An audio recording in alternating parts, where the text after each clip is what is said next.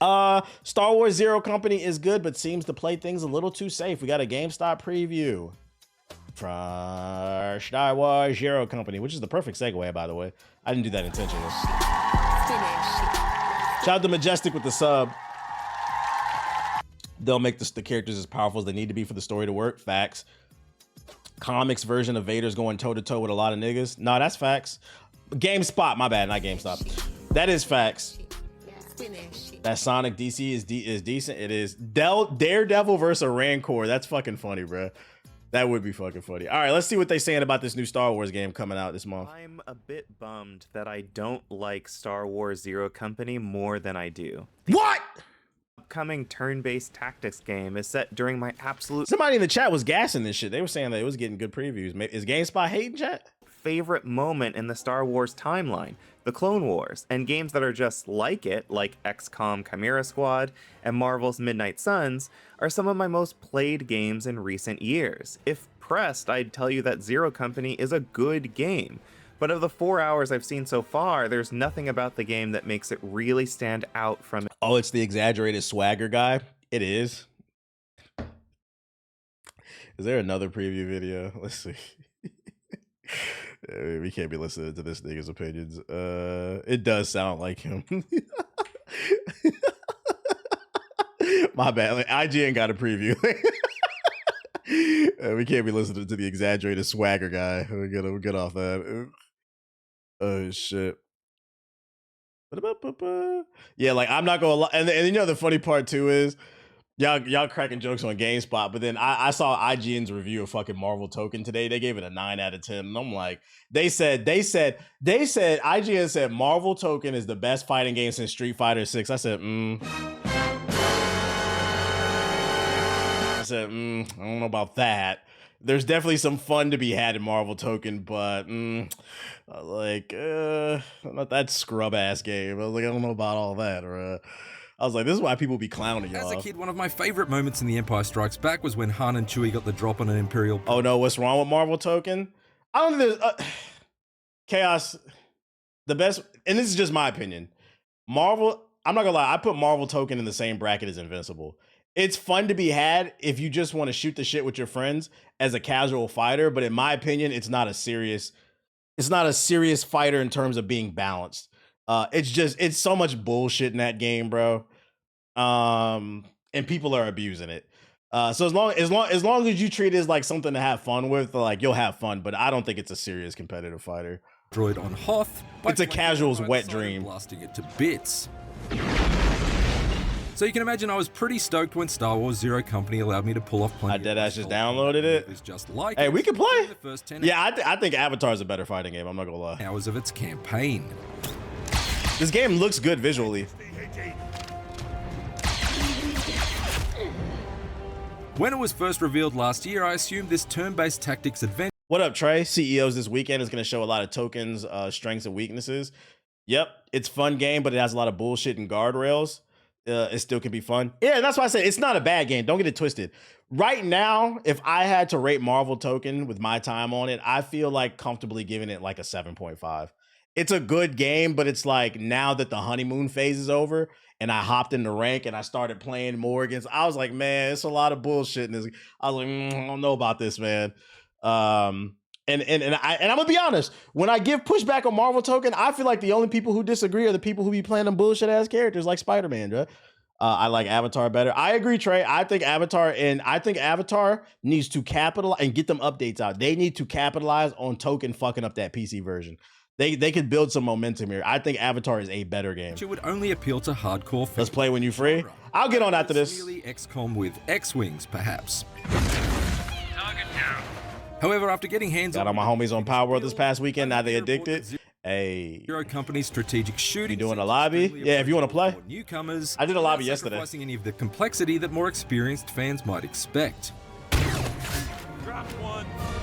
It's a bit like a Sarlacc pit, very easy to drop into, but you might be surprised at just how deep it gets.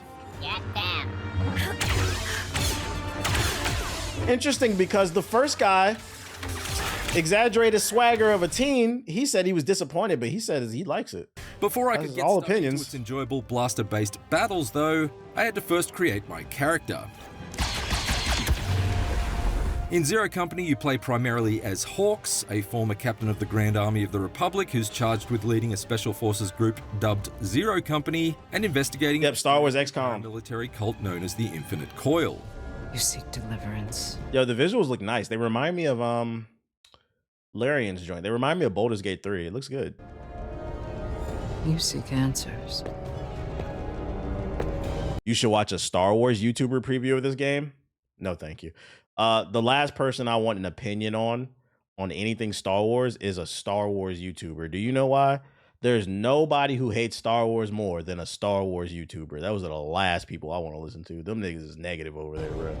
They hate everything. You don't get to choose Hawk's backstory, but you do get to design their look by paging through a healthy variety of species, facial features, combat specializations, and clothing options. And just so we're clear, I'm not talking about Star Wars fans, just regular fans. I'm talking about Star Wars YouTubers. Like, if you watch enough of them niggas hate everything over there, dog. The bright purple Twi'lek I created to be my Hawks, but it was nice to know that even if I did grow tired of her floppy head tails, I had the option to completely switch up her species and overall appearance in between missions by returning to the customization station in her home base. I don't know how they can nerf Spidey without just deleting his 5H. May have to be done. They got to do something to Spider-Man, because to be clear, I'm scrub coming to shit. Zero Company as a lifelong Star Wars fan, not as someone with any real expertise with the turn-based tactics genre at large.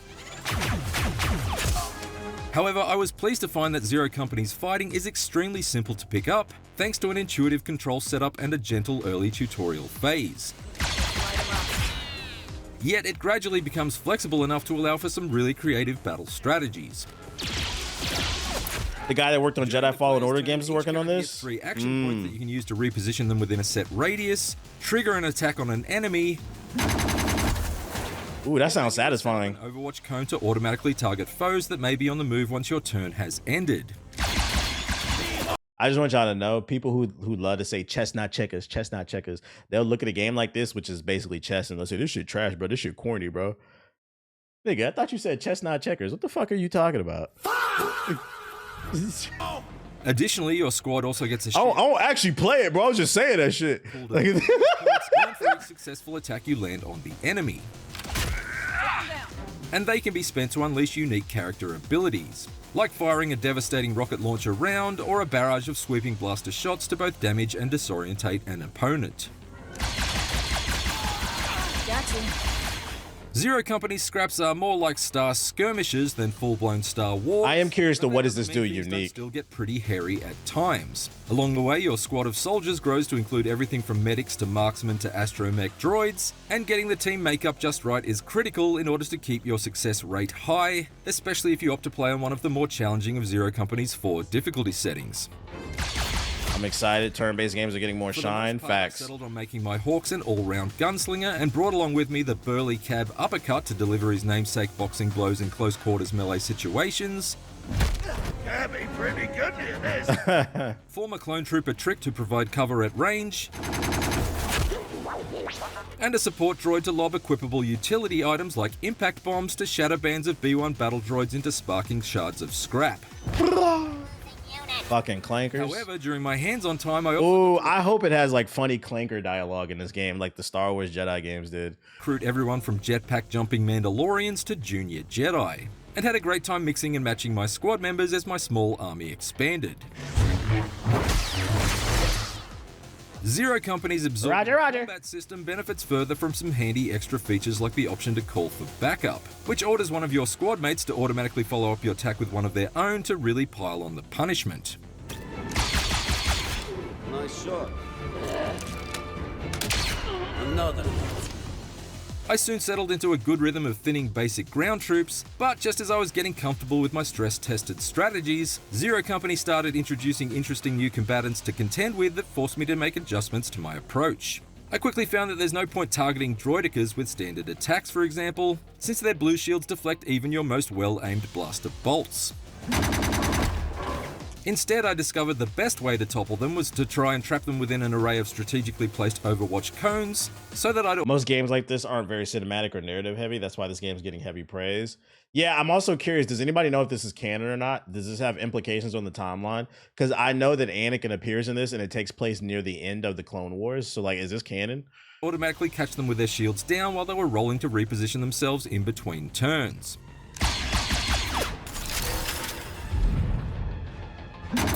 The Y2K with this raid. The highlight of my Zero Company hands-on, however, was a multi-part mission featuring a familiar sand-hating special guest operator. After a prisoner exchange goes wrong in the cloud city of Bespin, my Hawks found herself there he goes. with none other than Anakin Skywalker and an unknown stranger packing some serious sharpshooter skills. What ensued was a series of 3 different combat clashes, each with wildly contrasting objectives. In the first, I just needed to survive waves of incoming enemies smashing through the windows. In the this looked like it's gonna have a fire-ass story. That's what's gonna have to carry this. second, I was challenged with rescuing a half-dozen innocent civilians before they could get caught in the crossfire. Get yourself to safety. While in the third, I was tasked with defusing a series of explosives while dodging attacks from an enemy dropship, which gives you 1 turn's notice before it rains down hell and instantly injures any operators caught in its glowing red strike zones. This entire stretch made Cal for the most Kestis intense cameo? That would be and fire. cinematic sequence in my whole hands-on, and the fact that its climax was set against the ticking clock of time bombs placed all the more pressure on my smart decision-making. As you may expect, Anakin is an absolute beast on the battlefield. And I delighted in lining up groups of gun-toting goons and cutting them all down with one I predict if he's probably in the game for like a mission or 2. Whatever mission he's in, like this one, they're probably some of the easiest missions in the game. This has got to be early. You probably just slaughter people with no strategy. spinning hurler. Just run them down. Run down season. As the battle transitioned into an open-air rooftop area, I had a great time force-pushing Infinite Coil commandos cowering behind cover right off the edge and watching them plummet down through the clouds to their doom. Oh, that's fire. Of course, although he may be a marauding mass of midichlorians, Anakin is still very much vulnerable to enemy attacks if you mismanage him. Indeed, there were occasions where I got a bit too careless and left him in harm's way at the end of a turn, exposing him to a one-shotting salvo from the gunship in the skies above. Oh no. Damn. Zero Company may occasionally present you with some pretty powerful allies to play with, but that doesn't mean its strict focus on the use of smart tactics ever wavers. Like a certain scruffy-looking smuggler once said, it's probably best that you... He said that. That's fucked up. This nigga, I get what you get. I get what you're saying. He said the timeline is saved after that nigga fucking died. That's funny. Balance of the force has been restored. Between missions, you make a hyperspeed jump back to your home base, a decommissioned cargo freighter known as the Den. Here you can shop for new weapon mods like stabilizers to improve your accuracy, Right. Thing, isn't it? recruit new operators for your squad, invest the credits you earn from battles into base upgrades like access to the black market or a droid repair station, or check in with the other members of your team to share war stories or even a tension-easing joke. That's right. Probably be a funny achievement if he dies. Right, like how the fuck did that Chatting to the happen? various members of your gang isn't just good for getting to know them, it can also present optional leads that can be pursued by accessing the Den's holotable. And this distress call was from someone in our old unit. This galactic map can be used for 2 main purposes. For starters, it's where you choose your next mission from, and beyond the somewhat linear path of the story's opening hours, you soon get your pick from a variety of mission types at any one time. Whether you want to undertake a daring rescue mission or perhaps a safe-cracking heist instead. These incursions give you direct control of your troops on the ground in a number of different planet-side locations from Lothal to Dantooine, and serve Right. as the real meat of Zero Company's campaign. Get down there, find out what they're up to. But please, What game is this? Star Wars Zero you don't Company. want to tip them off. Comes out this soon. It's my middle name. No, their middle name's Kev. You said you weren't going to tell anybody. Additionally, the holotable is also where you decide which special operations you want to pursue. These are effectively hands-off tasks that often involve deciding on which Great game for combination the of your Steam operators deck. you want to dispatch for a Yeah, because it's turn-based, so you such can as take your providing time with it. security detail or boarding a derelict spaceship in order to 27th. salvage. Job done. Your team's success in these jobs and the rewards you earn in terms of credits and influence often depends greatly on the individual bonds between each of the squad members you choose to delegate to. On to the next. In fact, these bonds are constantly ebbing and flowing from one battle to the next. And as you strengthen them, you can unlock a number of stat boosts for your teammates like health buffs and critical damage boosts, which proved to be crucial as later combat encounters gradually ramp up the challenge. Certainly Zero Company seems stuffed with careful choices to mull over, whether you're on the battlefield or back at your base. Quite a grip. Welcome aboard. Zero tolerance. Let's finish him off. Zero Company doesn't just have plenty of depth, it also has plenty of death if you're not careful, as in permadeath. Ah, shit. While each of your squad mates can be revived a couple of times during a battle, That's the stuff. and you can bring them back to full fitness in between missions if you invest your credits in a med bay for the den, No injury is too great for my preeminent medical skill. All right, pro tip: make sure to make the med bay or you're fucked. should they fall for a third time within the same fight, then they're gone for good. I think something's broken. And no, this isn't some sort of temporary fake out, like Chewie seemingly exploding in an electrified transport ship, before reappearing seconds later with a weary moan in Star Wars Rise of Skywalker. If you lose a pal in Zero Company, you have zero chance of ever seeing them again, which means there's a serious incentive to not only win each fight, but to keep your whole squad standing at its end. Assuming you like them. Having such high stakes for each and every one of my heroes in Zero Company made me feel far more invested in their fates, especially as many of these support characters seem genuinely likable, largely thanks to the strong performances from the voice cast. Buy cheap, never sleep. The credit parting is the future charting. I was fairly nonplussed when the somewhat witless Rodian in my party perished within the campaign's first few missions. Oh shit. Time to save scum, you know it. Bestie Cab Uppercut came home in a body bag after an assault on a smuggler's den that went pear-shaped. I must admit that I felt pretty heartbroken. Permadeath can be toggled off if you prefer, but personally I plan on leaving it on when I tackle the finished game, because it's a novelty to play through a Star Wars story packed with so much peril. It's one that feels like it was scripted by George R.R. Martin as opposed to George Lucas.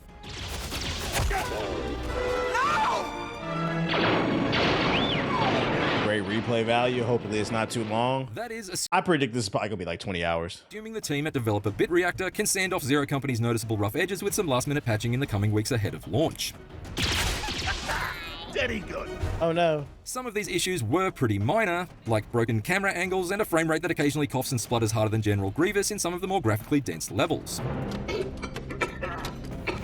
Others were more annoying, like the times I was unable to target the enemy standing right beside me in a firefight, or move the aiming reticule to the upper levels of an arena. Even when I could target an enemy and had a high percentage chance of hitting them, it was quite Big shocking arcade how often mode my on character's aim would be Token. worse than I don't know how Greedo's y'all after deal with being the shot 300 first. tags. Yeah, tagging people every 50 But seconds the or most every 5 egregious errors seconds. were the handful of occasions that one of my operators was shot right through solid cover. Doing too good over here. I'm fine to run the risk of my favorite characters potentially dying at any given moment, but I want them to perish as a result of my tactical deficiencies, rather than Zero Company's technical ones. However, bugs aside, I've very much enjoyed my time with Zero Company so far, especially as someone who's relatively new to the tactics genre. Ready to assist. Thanks. Its story missions steadily ramp up in scale and intensity and introduced interesting new objectives and enemy types. Hostiles detected. Its ever-expanding cast of operators is charismatic enough to make you care, I speak fluent binary. I was raised by droids. What? and there's considerable depth to its character customization, bonding, and skill trees, which I'm keen to tinker with further in order to find the most consistent balance for my fire team. If BitReactor manages to get this thing It's only fully $50? operational, Nice. then Star Wars Zero Company could well be a turn-based tactics game to die for. Oh, you get to choose what you wanna say. 7 for PC, PlayStation 5, and Xbox Series X and S. Impressive. Most impressive. For more IGN previews, check out our hands-on impressions of Onimusha Put me onto this game. and Swords of Legends. And for everything else, Yeah, I still think that, like, because I want to play Plague's Tale more. This one's going to go on the back burner, and I'm going to put it on the Steam wish list. But, like, everything I see from it looks really good. Like, I do want to play this game eventually. Maybe, like, in December when things start to lighten up, I might be able to sneak this one in. But it looks good. It looks good. All PS4 brokies, come to the front if you need a job. I've got hope for you. Go ahead and stick that PS4 in the closet. You need a job so eventually you can get a PS5. And it turns out the US government is hiring gamers as air traffic controllers with historic results.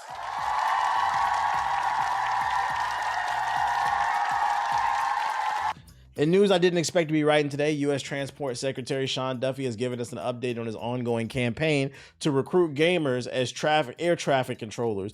The scheme, launched in April, encourages players to sign up to join the Federal Aviation Administration, FFA, promising to modernize the sky. While recruitment has since closed, Duffy says that 94% of the hiring goal has been met, calling it the fastest time ever to reach its target. I'm just curious to know if that's because they actually hired qualified people who are capable of the job, or it's because this fucking administration is goofy. I guess we'll see when the planes take off. Oh boy. In April, we launched a new campaign to recruit video gamers as air traffic controllers and supercharge the entire hiring process to get the best and brightest and the fastest. The results are historic, he writes. The scheme resulted in over 2,000 new hirings, the most in a single year, with more than 2,000 of the best and brightest candidates in the pipeline, reaching the academy quicker than any class before them. I wonder if it helped for the fact that they were streamlining the whole process as well. In the attached video, which features various testimonies from new recruits, Duffy describes gamers as being able to problem solve. They are spatially aware. They do multiple things at the same time. At the end of the clip, we hear that the trainers have never had a group perform that well. Yeah, for those unaware, like this came out like a few months ago that they were recruiting gamers because they believe they'd be great for the job due to our ability to multitask. I'm just curious to see, are they streamlining this and fast tracking people, or are they actually qualified? And the unfortunate thing is the only time we'll tell with this one.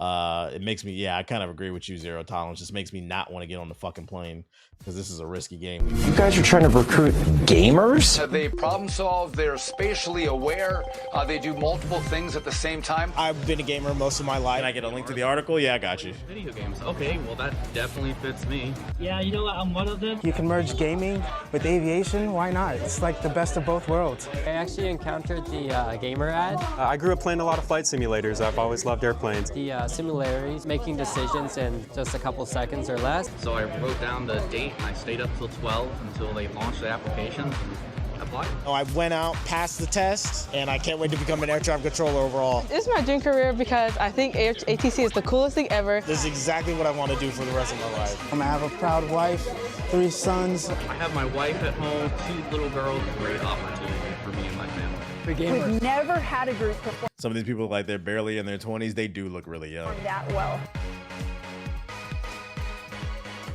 250. I hope this experiment bodes well. I really do. Because air traffic control is not, if you don't know what that is, that's the people who tell the planes when they can come and go so that they don't crash into each other. They control the skies, basically. This is a very serious job, and we've had a shortage in the United States. This is one of those jobs you can't afford to fuck up, because if you do, people could potentially lose their lives. And I can't believe I'm rooting for this administration, but I just don't want to see nobody get hurt. You know what I mean? It's still fuck that nigga Trump though. The postal chest 29 line, right, man? I don't really care about the rest of the shit. Here, I'll drop the link. This is near surgeon level type shit. It's a fucked up job. You need 20/20 vision. You said you saw too many people with glasses. Are you discriminating? Oh my goodness. There, I dropped the link in the chat. Overwatch's Battle Pass rework is quietly sticking it to the free-to-play players. What? Overwatch is being greedy? Blizzard revamped Overwatch's Battle Pass for Season 4, and most of the changes are welcome, even long overdue, except for one. The new Battle Pass divides itself into tracks, where each track ends in a new skin and includes a smattering of other rewards along the way. The idea, as product director Chris McGabe said in a blog post, is to give you more control over the rewards you get. The kicker is that Blizzard's also moved a big chunk of the free and even paid currency to the very end of the pass. 400 gold Overwatch coins and 30 mythic prisms are only attainable in the final track, and that track only unlocks after you completed all the earlier tracks. It's the equivalent of having to reach tier 72 and older Battle Pass before you get a big chunk of the free stuff.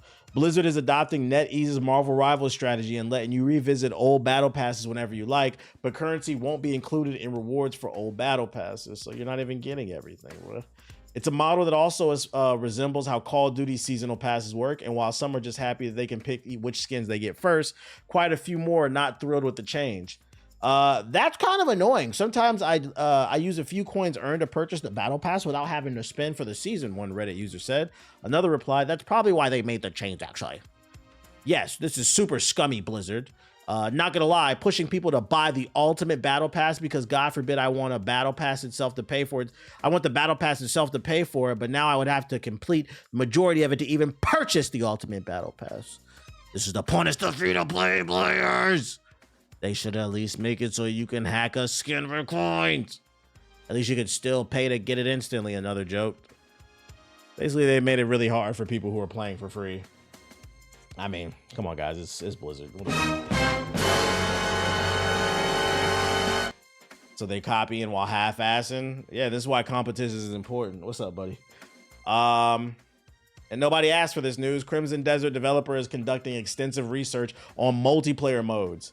Pearl Abyss has detailed its plans for its smash hit action role-playing game Crimson Desert, confirming is it exploring multiplayer modes. Meanwhile, we have a target launch window for the Nintendo Switch 2 version and talks of a potential sequel. In the South Korean company's latest financial letter, Crimson Desert got a detailed follow-up strategy plan. None of this should come as much of a surprise given how well Crimson Desert is sold. Crimson Desert launched on March 19th and was an instant hit for Pearl Abyss, bringing in $266.5 billion, which is 178 million USD. In just a couple of weeks, more than 80% of those Crimson Desert sales came from North America and Europe, which, fun fact, I'd say about 90% of people didn't beat this game. But anyways, less than 3 months after launch, Crimson Desert crossed 6 million copies sold. Detailing its second quarter results, Pearl Abyss said Crimson Desert's revenue softened slightly following the previous quarter as the developer focused on content optimization rather than major expansions. The game sold approximately 2.1 million copies during the period, with digital sales accounting for 1.7 million copies and physical sales accounting for 0.39 million copies. Only Siggy's in that 10%. Yeah, we gotta check on achievements. Yeah, numbers. Anyways. So what's Pearl Abyss going to do to capitalize on the success? The DLC is currently under development, scheduled for release this year, Pearl Abyss says. While we refine its content direction and overall quality, expect an announcement during the third quarter of this year, so at some point before the end of September. What could this involve? Players have gone out of bounds and found various interesting parts of the map with unused content. There's also a named area to the east called Sunbaked Peaks that players are currently unable to reach. Perhaps a story expansion could open up that? I guarantee that story won't make sense. Instant regret on buying this game on launch. Nah. Y'all enjoy that shit, bro. You remember I was hating. I was just bad at the game. No, it didn't matter. It was using AI art. It had shitty controls. The game was completely nonsensical. It made no fucking sense. No, there was nothing wrong with the game. That's why they patched it a million times. There was nothing wrong with the game. Come on, guys. This is game of the year, man. Please note that plans regarding the total number of DLCs and their release cadence have not yet been finalized, as our primary focus is on ensuring the quality and successful execution of the first DLC.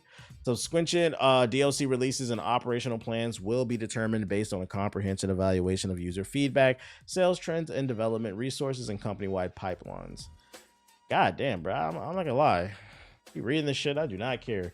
I'm not gonna lie, if this shit does add multiplayer, I hope it's just co-op.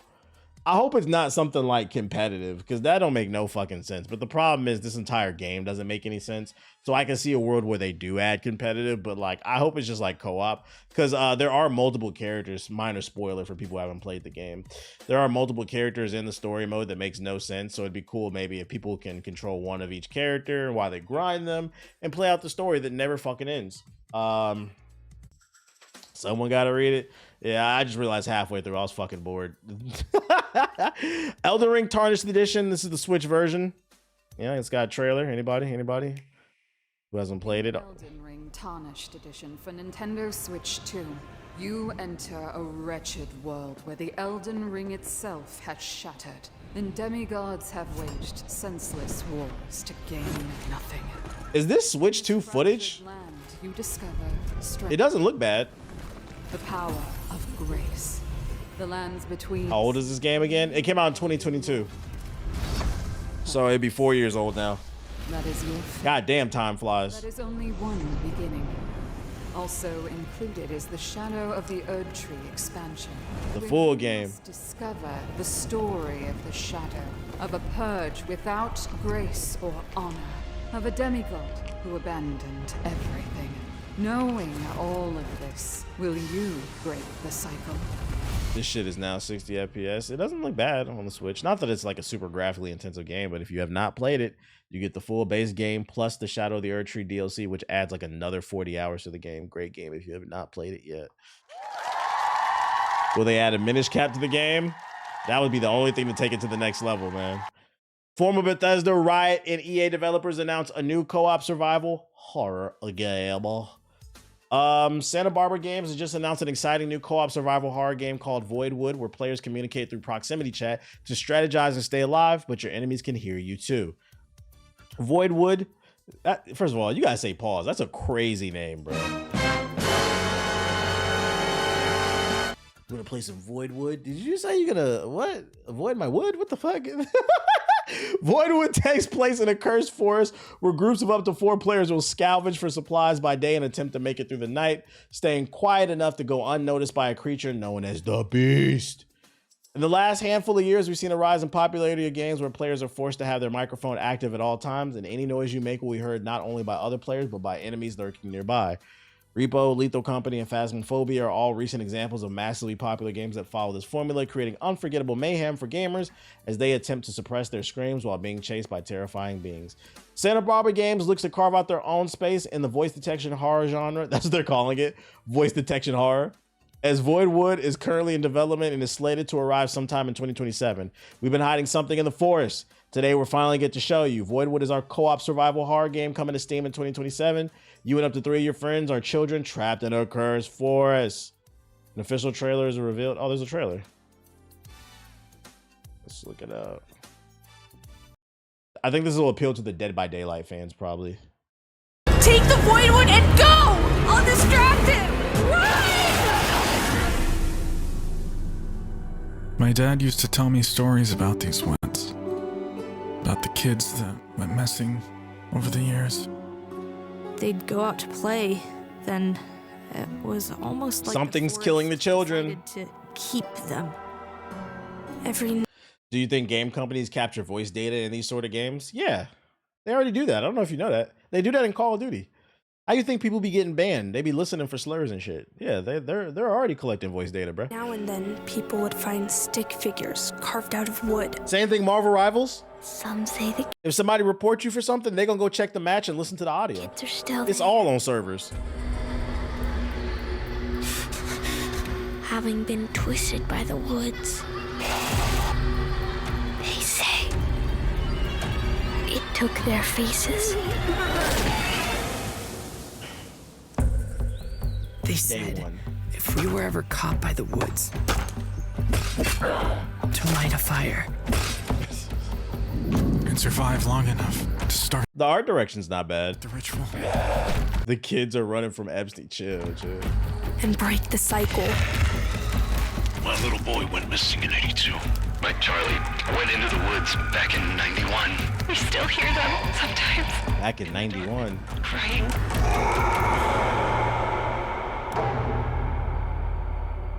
The stories forgot to mention that if you make too much noise, the hunter of the night will come find you. I don't understand the gameplay loop though. That's the last one. Other than survive. Run! Get to the portal!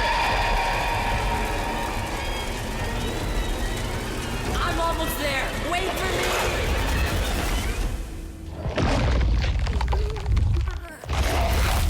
Oh shit.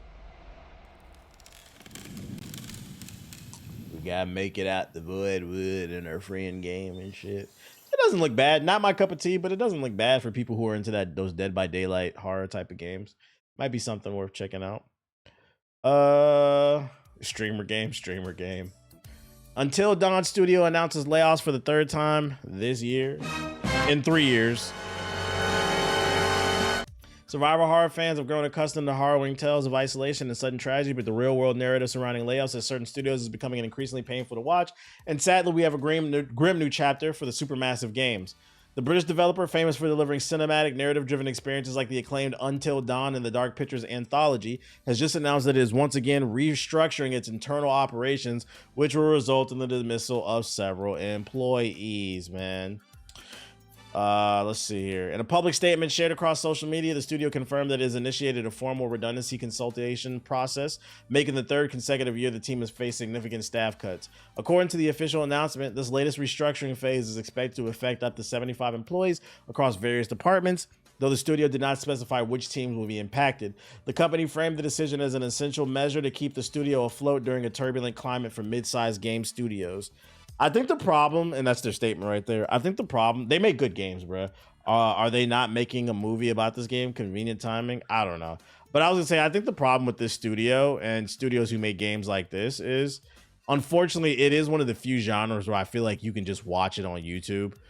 Granted, there are a lot of decisions to make, but you can get the general story versus a more traditional video game. No matter what, if you watch it on YouTube, you still have to play the game. Your experience will be different, but these games are low-key kind of movies with multiple branching paths. So I would imagine their sales are probably hurt. They're probably one of the few game genres that their sales are hurt by content creators. Because some people are just gonna, no matter how good, how much they like it, some people are gonna watch it and they're not gonna buy the game, even if it's on sale. They already made a movie about this. It sucked. I don't even know.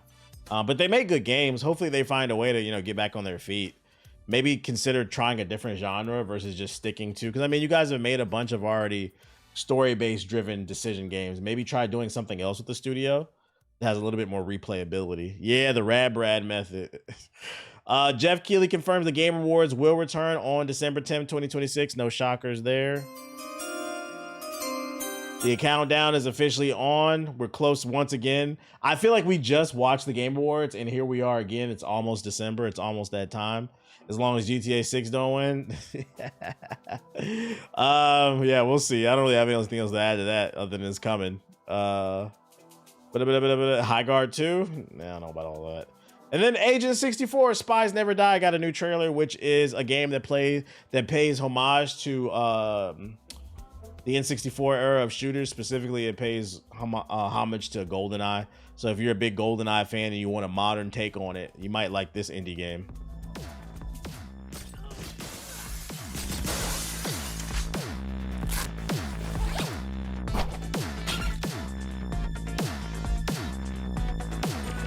Damn, didn't 007 come out this year? It did.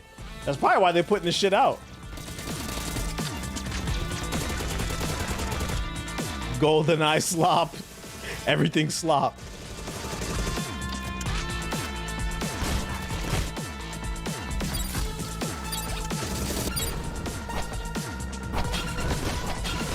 Who's ready to go back to 96? It's got multiplayer. It looks like it does.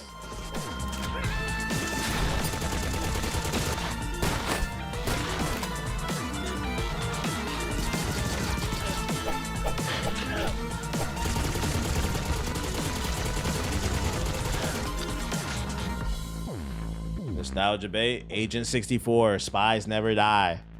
That's your thing. Add it to the wish list.